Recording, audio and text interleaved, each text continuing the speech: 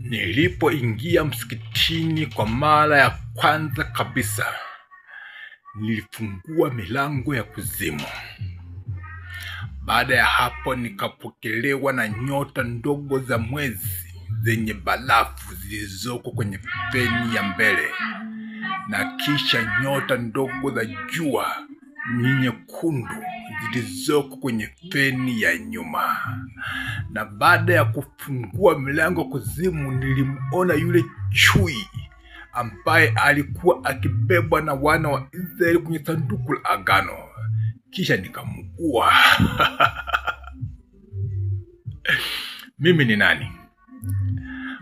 Mfalme Jokeli, mme wa Samia yule wa kale. Samia kaudi tena, mimi namjua yule wa zamani.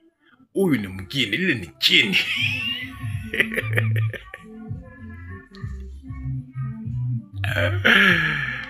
Kwa sasa napambana na maepo